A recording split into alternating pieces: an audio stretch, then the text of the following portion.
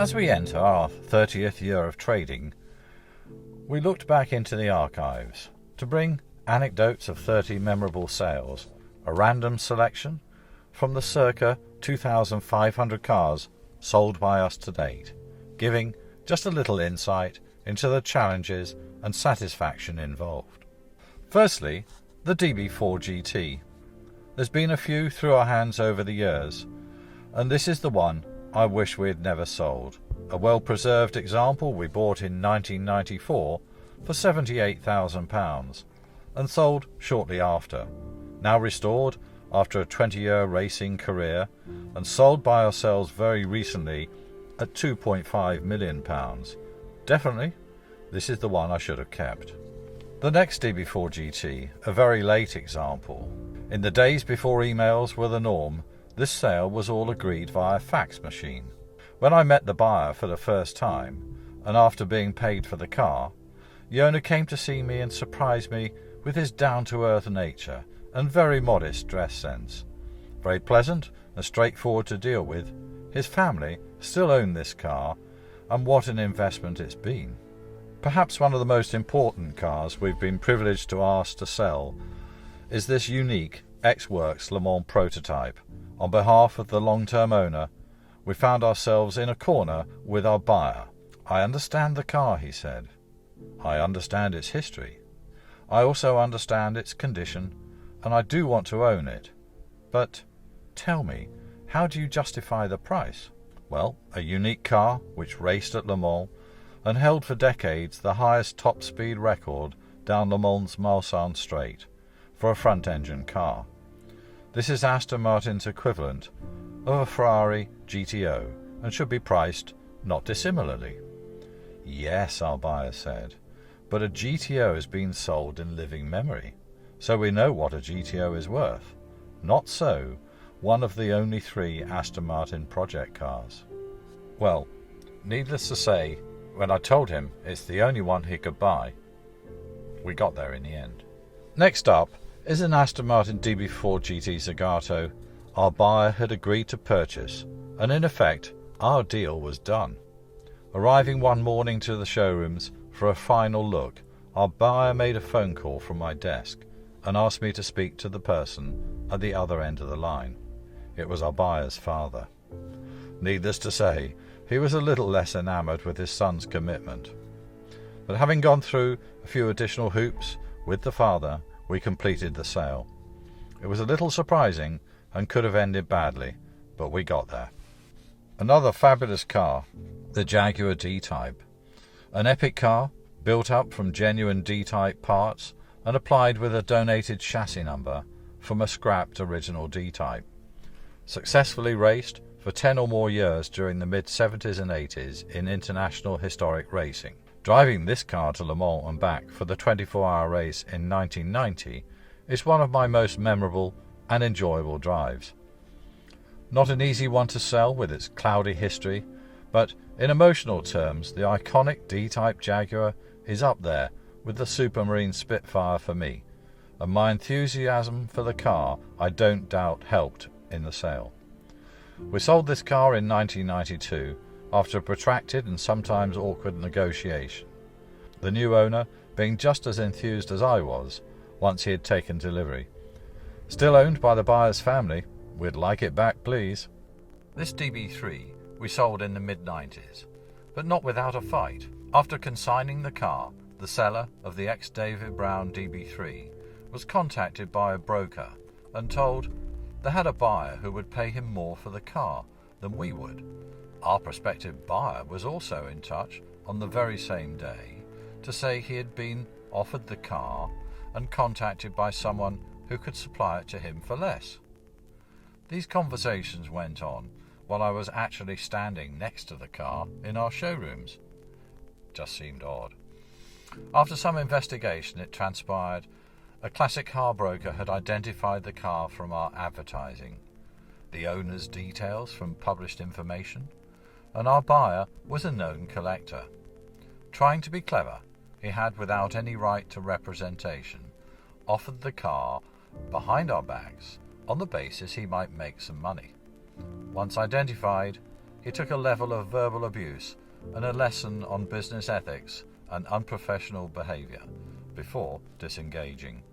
This car, which was the ex-Lord Snowdon and Viscount Linley car, I thought was one family owned from new.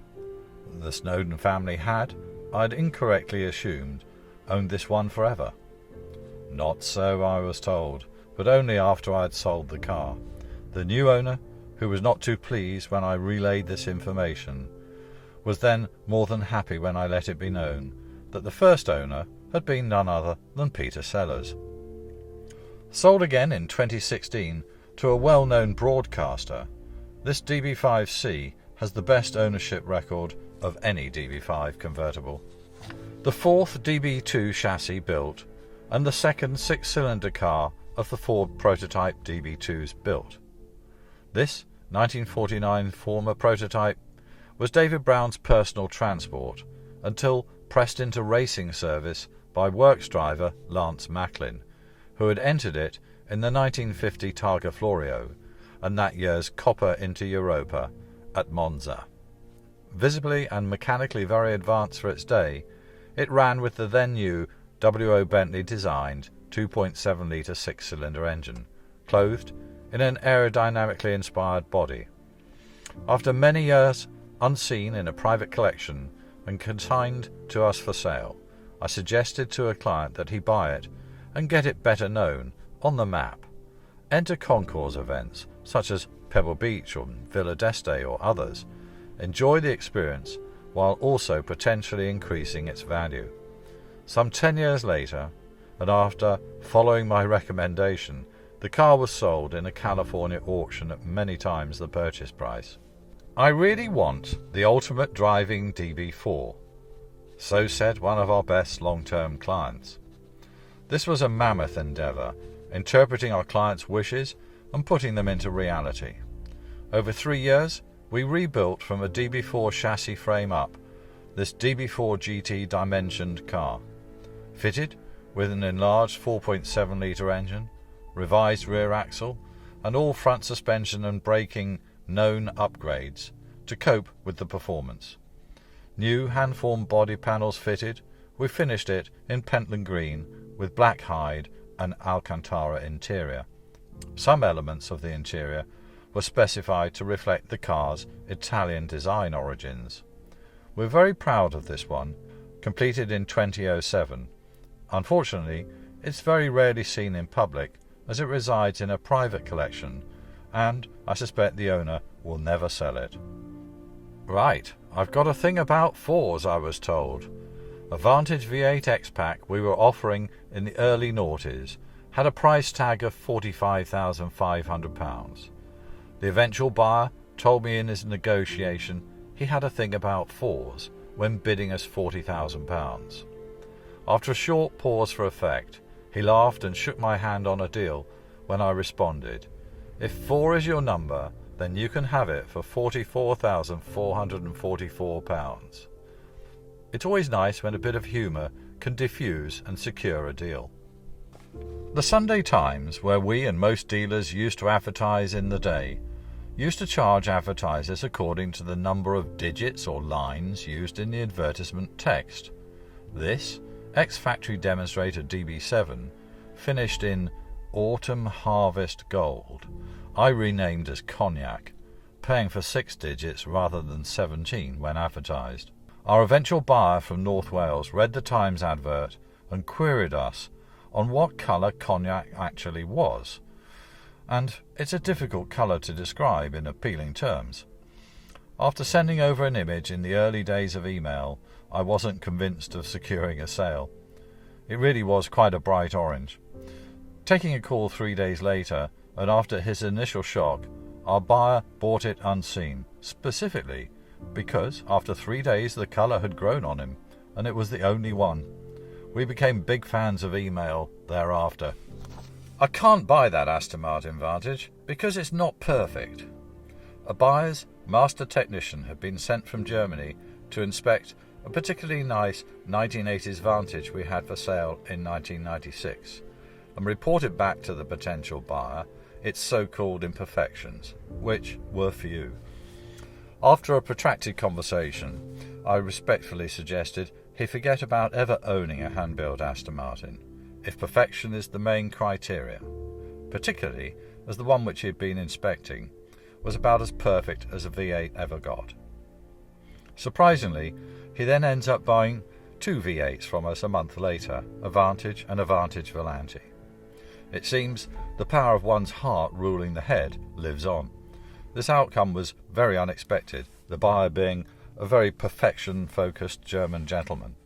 Both prime examples of 80s genre V8s, he fully enjoyed both once he had worked it out. Perfection is not all.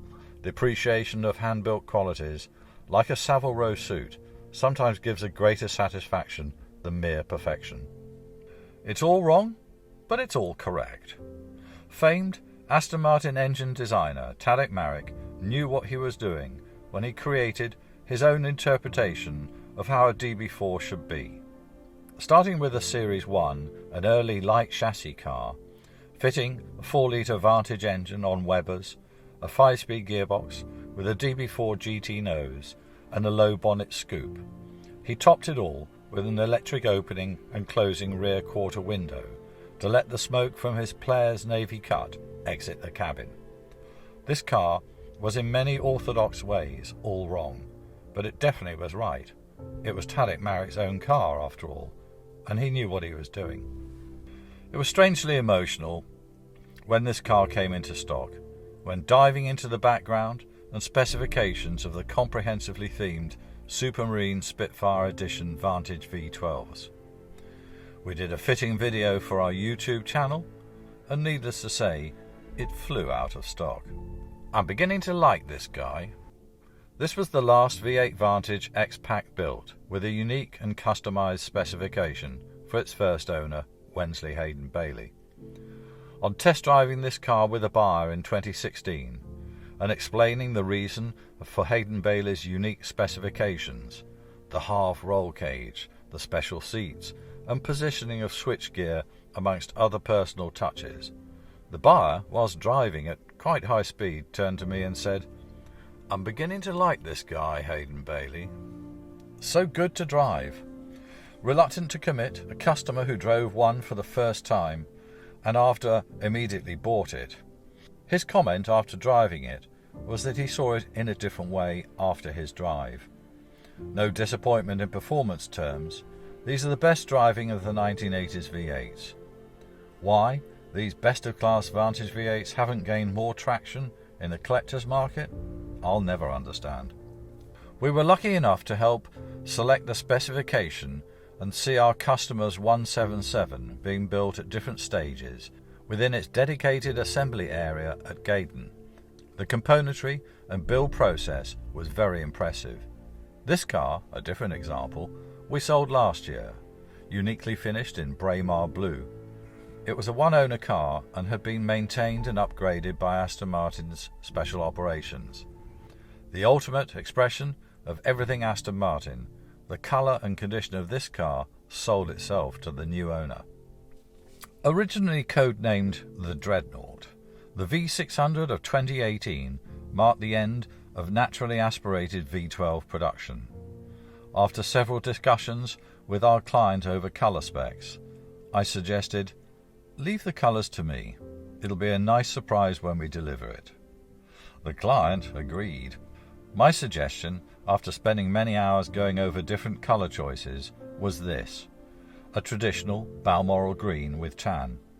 It's the only one in this colour, and our client enjoyed seeing it for the first time when delivered, and continues to enjoy it today.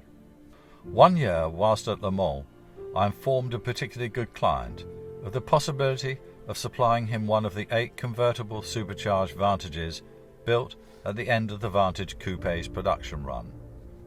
The client said to me, "I tell you what, secure the build slot. I'll pay for it, and you can specify it." I was delighted and daunted with the responsibility. This turned out to be the very last one to be manufactured before Newport Pagnell was closed and reconfigured for Vanquish production. The last of the truly hand-built Aston Martins. I specified it in Balmoral green, which seemed appropriate, as the first similarly shaped Virage had been launched in the same colour. It was built with all V600 options and a host of unique features. Over 20 years later, it's still a head-turner. The collector owner also commissioned a precious metals scale model of considerable value. Both the car and the model are still owned by the client. Specially commissioned and built with a glass roof. Thoroughly thought through, this Vanquish S is very special and beautifully finished in a unique colour combination. We sold this car in 2014 and it's a real showstopper wherever it's been seen, and uniquely the only one produced. Memorable indeed, the ex-factory DB5 V8 engined and a Dion-axled works experimental car, bringing a heartfelt true story to life on video with my former colleague and ex-Aston Martin engineering director Bill Bannard was a privilege and helpful when selling this rarity to a true enthusiast. The buyer, in his early teens during the 60s, used to cycle to the Newport Pagnell factory from where he lived and peer through the fences to see what cars were lying around in the various compounds. Some 50 years later, he could afford to add to his collection this very special and unique experimental V8 engined DB5. On occasions like this, it just feels extremely satisfying to bring together the right new owner for a significant piece of Aston Martin's engineering history. A former factory concept car and forerunner of the production V12 Vantage, later transformed by Aston Martin into a working concept. This was difficult to sell, as how do you set a value when a lot of the car was not of a production specification, even if it is extremely fast?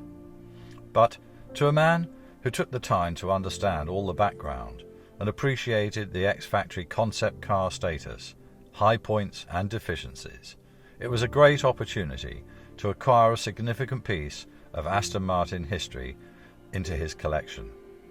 And, as a great footnote to this story, we helped the client recently to secure a brand new final V12 Vantage, just about to hit the road, in the same colour scheme. The Icons collection, all variants of the DB5 and all Vantage models, offered for sale by us from one vendor. We were excited to be selected to market and sell these significant and rare cars. We orchestrated a press and marketing campaign in the national and classic car press, which drew the attention of the Saturday Telegraph no less.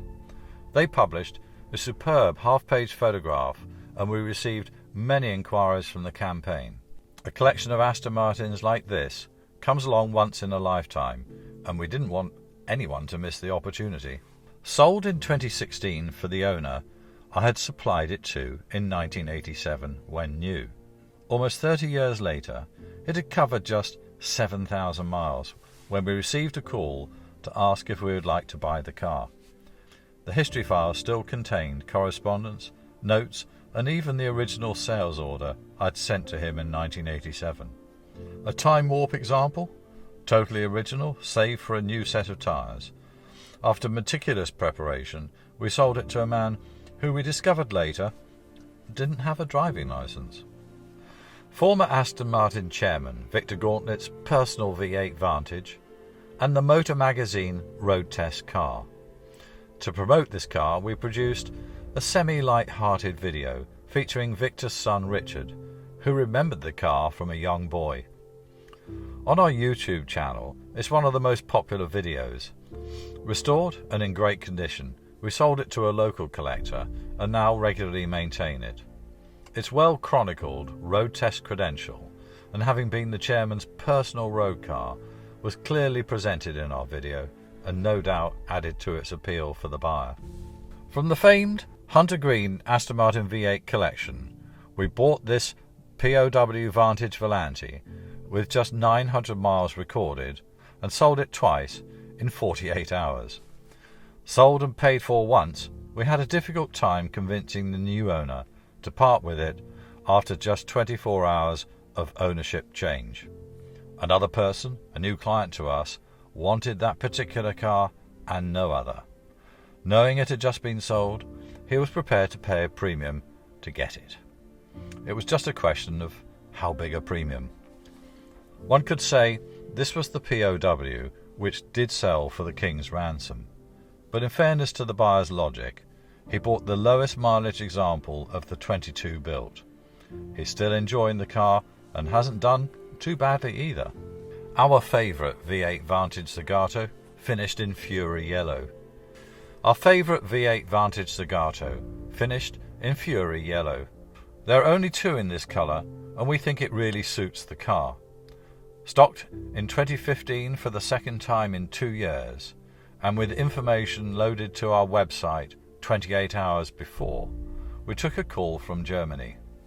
How much is it going to cost me this time? The client paid within 24 hours, and off to Germany it went. I guess we're not alone in liking the colour.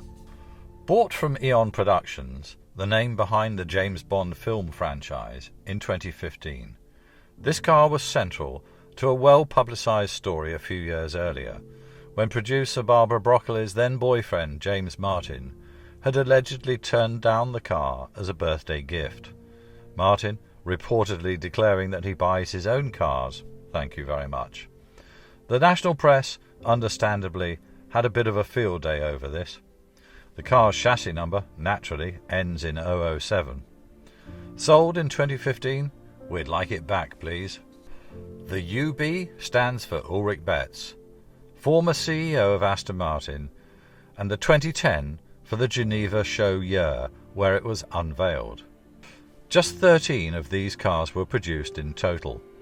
When offering this car from stock in 2020, we quickly discovered collectors of new era built cars are just as passionate and keen as those of older classics. There are just 3 right-hand drive UB 2010 Volantes in the UK, and our buyer already owned 2 other special edition cars from the same era. The slightly metallic finished interior hides are embroidered on each headrest with Dr. Betts' signature, and each car identified with numbered sill plaques and special features.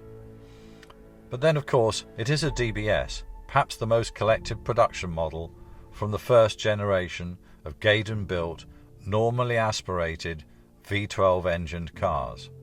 With a sale agreed by telephone and the car delivered to the buyer's house wrapped in a giant red bow and hidden in a barn, this car was presented the following morning as a birthday present.